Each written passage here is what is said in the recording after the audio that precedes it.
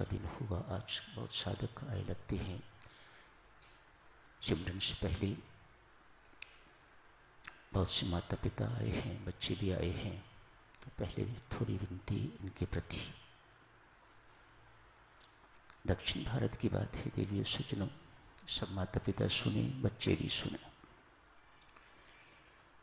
एक बहुत ही अमीर व्यक्ति, रईस कहिए, सत्संग के उपरांत रुक गए हैं। मुझे स्वामी जी से मिलना है।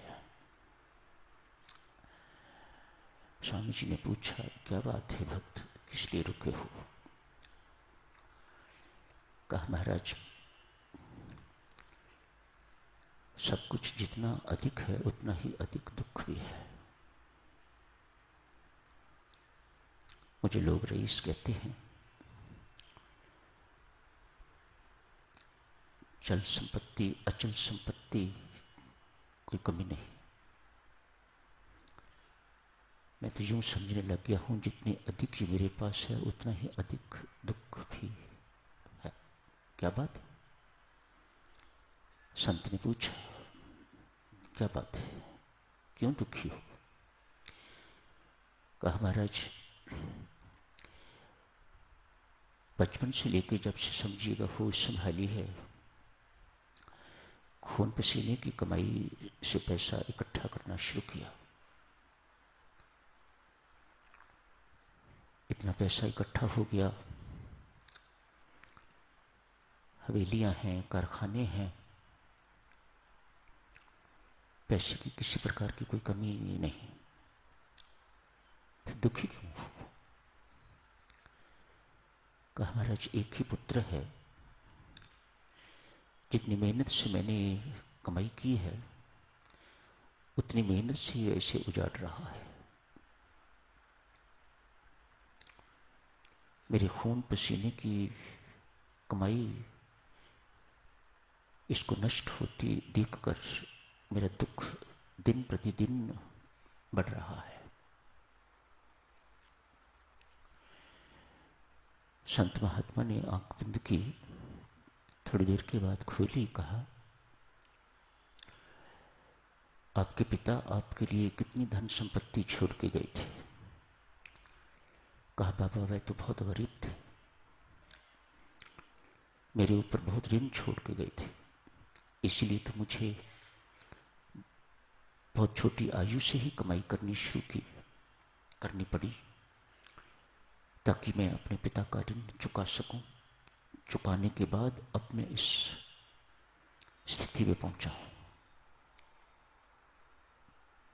मुझे सब लोग रईस कहते हैं, सेठ साहब, लाला जी। संत कहते हैं, लाला इसका अर्थ ये हुआ, तेरे पिता ने तेरे लिए धन नहीं छोड़ा, उसके बावजूद भी तुम यहां तक पहुंचे हो। आपने सारी अपनी जिंदगी धन इकट्ठा करने में शुरू कर दी, इसके बावजूद भी तुम ये समझ रहे हो कि मेरा पुत्र कंगाली का जीवन व्यतीत करेगा। ये पैसा कितनी देर तक चलेगा? जिस स्पीड से वह उजाड़ रहा है, कितनी देर तक चलेगा? चल संपत्ति तो ऐसे ही पड़ी रहेगी, अचल जो है तो चलती फिरती है। कितनी देर तक चलेगी? बैंक बैलेंस कितनी देर तक चलेगा? खत्म हो जाएगा। एक ना एक दिन उसे कंगाली के दिन व्यतीत करने पड़ेंगे। हाँ महाराज, ऐसा ही लगता है। हाथ जोड़ के कहता है, महाराज मेरे से भूल कहां हुई है?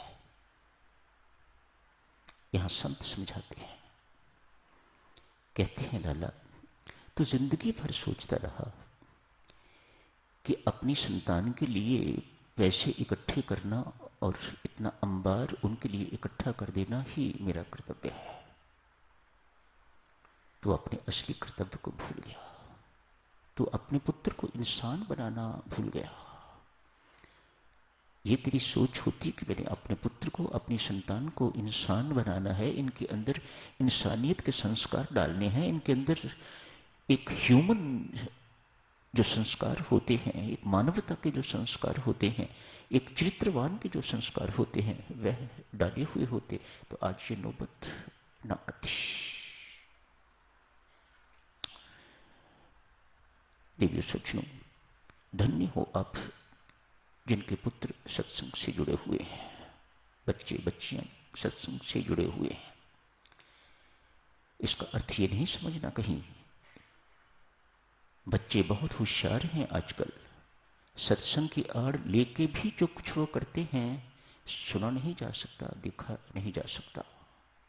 माता पिता का कर्तव्य वहीं खत्म नहीं हो जाता। माता पिता का कर्तव्य बनता है कि उनकी नजर उन बच्चों के पीछे हमेशा रहे जब तक आप महसूस नहीं करते कि वो जिंदगी में सेटल हो गए। आप बच्चों को मुंबई पढ़ने के लिए भेजते हो, पूना पढ़ने के लिए भेजते हो, बेंगलुरु पढ़ने के लिए भेजते हो।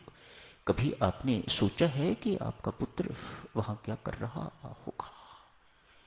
उसके ऊपर वहां कोई किसी प्रकार का अंकुश नहीं खुला है। इस आयु में नहीं संभालोगे तो पुत्र बच्चे हाथ से निकल जाएंगे।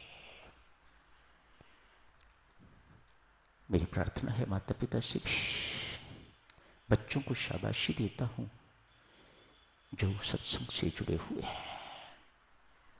बेटा, इनका प्रभाव, सत्संग का प्रभाव अमिट है, मिटेगा तो नहीं, कहीं ना कहीं जिंदगी में काम आएगा। दोष तो माता पिता का है,